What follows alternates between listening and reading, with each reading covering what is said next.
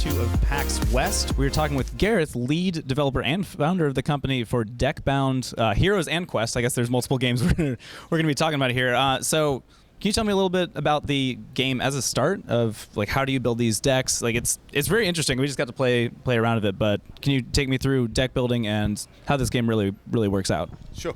Yeah, so Deckbound Heroes is a deck building CCG. It's a 1v1 game. There is some single player content, but it's primarily a multiplayer game. There's a fixed set of demo cards in the game that you'll be able to play with in the beta, but actually it's really a deck building game where you purchase cards. What differentiates it from other similar games is the cards themselves are all unique. So every card has a unique combination of abilities on it. When you open a pack of cards and you incept an individual card, you can see all the abilities on that card, but they come in at different levels. So when you play the card in the game, you level it up and you get access to different abilities. The deck building is all points based, so there's no inherent balance in the abilities themselves. There's some that are much more powerful than others, but they have different points costs. So when you build a deck, it might be a 2,000 point deck or a 1,200 point deck or whatever it is. You've got to balance the cost of the different abilities in that deck. Okay, and so in the game itself, which we're hopefully getting some footage behind us, you take over outposts, or it looks like the basic idea is you take over outposts. You want to damage your opponents and, well, damage the outposts to capture them, damage your opponents, go from there. It seems like there's going to be a lot of ways of playing the game because there's the two decks that I was playing with and against were, one was a little more control, trying to keep stuff alive. The other was trying to, I think, just kind of go just full ham, take somebody out. How many like different kind of styles of play is there? Because it looks like you can do a lot, and there's tons of types of maps too. Like what all can people do in the game besides just the deck building? Yeah, sure. There are different styles of play. I think is really the key. The way that works is we've got a hero and deity model. When you play the game, you play as a hero. Each hero has a different affinity to different deities, and those deities dictate what type of deck you build. So certain deities have a benefit to certain card types, so they give you bonuses to certain card types, and that really kind of encourages you to play in a certain style, but it doesn't make it super specific. You might just pick one because you like the look of the character or whatever, which people obviously often do.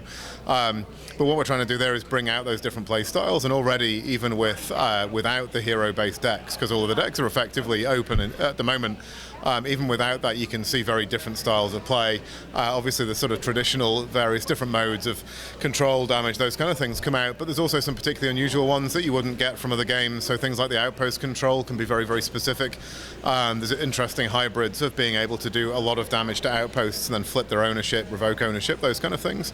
As you say, the game is primarily focused around that board control element. You have outposts on the map. You can just try and go directly for your opponent if you like, but really the way you're going to win is by taking advantage of the map, controlling the outposts and so on. But on each map, the outposts do different things. So you might have one map where the outposts do direct damage. In another map, they might heal. In some maps, they have synergies as well. The outposts connect together and provide supplemental benefits. So yeah, it really does bring out quite a wide variety of different play styles. And so you talked about building the levels of these cards and then being able to transfer them over to, I believe it's Deckbound Quest is the single player, which will have, I believe, a story mode. But you also, I was told you can kind of get in and make your own games, or you're hoping to open that up to more developers to create their own storylines. How is that going to work? Because that sounds very interesting. Sure, yeah, there's a couple of different aspects to that. So at the very basic level, the technology that we've built for the deck building system is based on a distributed ledger. So when we issue cards, you're actually buying the digital asset. You own that yourself. You can trade that independently of us. You can sell it independently of us. It's your digital asset. You own that in the same way that you would own a piece of cryptocurrency or something like that. It's a tangible thing that is yours. So theoretically, you could take that and a bunch of other cards and other things and do something else with them. But actually, we're providing a couple of layers on top of that to help people out. So we've got a full API for the cards. So if you want to find out information about your cards, there's an open public API where if you're a programmer or just a hobbyist who wants to get information about the deck ecosystem, you can do that via the API. But if you're building your own game, then you can build your own game around our cards, which is totally fine by us. Obviously, we sell the cards in the first place, so a game that's successful doing that will help us out financially. We can provide that technology as a service for other people. But yeah, it's got a couple of other interesting aspects to it as well within our own games. Obviously, you can play the cards in the different games that we have. So if you level up a card in Deckbound Heroes, you can play it in Deckbound Quest, which is a single-player dungeon explorer. We've also got a third title in the works, which we'll be announcing next year, where you'll be able to take it further over into that game as well. We're also doing some cool stuff with user-generated content. So the single-player content in Heroes is all user-generated. The same is true in Quest. You can design your own dungeons, your own layouts, that kind of thing. Okay, so how is the purchasing of cards going to work? Because if you guys are obviously regulating that entirely, is that going to be just you can go in and buy some packs, or can you earn them in the game as well, just from playing? So it's primarily purchasing packs. We're keeping the commercial model very straightforward. You buy packs of cards. It's as straightforward as that. But there are other aspects in the game that you can unlock through play. So by leveling up your cards and accumulating achievements and those things, you get artbacks, you get competitive play tokens. Later there'll be augments and various other things that you can unlock through play.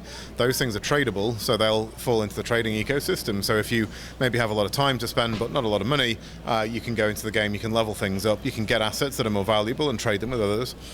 Next year we'll also be launching something called the Nomad system, which allows you to loan and borrow cards with other players. So say I have a collection of cards that I'm not actively playing, I can lend those cards to the Nomad system, and the Nomad system can lend them anonymously to other players. The idea is that people wanting to try the game out for the first time but maybe not wanting to make an investment in cards can borrow cards from other people. The nice benefit of that is that if you've lent your cards to the Nomad system, the people who play with them are adding experience points to your cards, so your cards are leveling up whilst you're not playing with them, and those people are getting an opportunity to try the game out with cards that they don't have to purchase.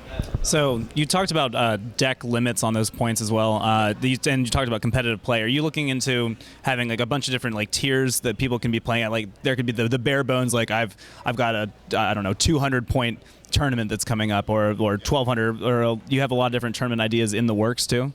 Yeah, we've been trying those out this year. Originally we were going to do competitive play and kick off that sort of scene next year, but we actually got a lot of interest earlier in the year based on the alpha version of the game. So we've done a couple of competitive events at DreamHack, Insomnia in the UK, and we're running one this weekend at PAX as well. So yeah, that's really been sort of kicked off by the community of people playing. In terms of modes of play, we're supporting configurable match play, so we'll have a couple of kind of first-party endorsed modes, but the tools to build your own tournaments will be there so that you can configure it yourself, maybe with different points limits, maybe different deck restrictions, those kind of things. Okay, so you said alpha. I know we're coming up on a beta soon. How can people get into Deckbound Heroes and check it out for themselves? Yeah, sure. So deckbound.com/beta is the easiest way to do it. If you're here at PAX, sign up at deckbound.com/PAX, and there's some additional benefits from doing that. That kicks off at the end of September. Anyone who signs up will get some free cards to start playing with and try it out, basically. And then when is the game coming out? Just full blown, and then will anything from the beta carry over, or does everyone start square one at that point? Everything from the beta will carry over, so we see it very much as a service-based game. I suspect the line between beta and general release will be pretty blurry. It generally is for these kind of games. There probably will be a point at which we say, okay, feature-wise everything's in there and we're relatively stable, and we'll maybe take that tag off. But the idea is that once you start playing in the beta, they are your cards. They exist permanently. We'll obviously make a lot of tweaks early on to things like the abilities and how they work in the game, but the actual cards will remain the cards themselves. You'll own those and they'll transfer over. All right, wonderful. Gareth, thanks so much for talking with me. It's a really fun game. Guys, check it out. If you're at PAX, you can come over to, this is Sheridan, floor 2, the tournament room. So when is the tournament, the actual tournament, not the tournament room, when is that happening if anyone's here and wants to come check that out? Sure, yeah, so it's split across the BYOC over in the Annex and our room here. So if you want to come and play in ranked play, you can do here. You can compete against people who are playing in the BYOC, and then there's a final for that on Monday here at midday. All right, wonderful. Thanks so much.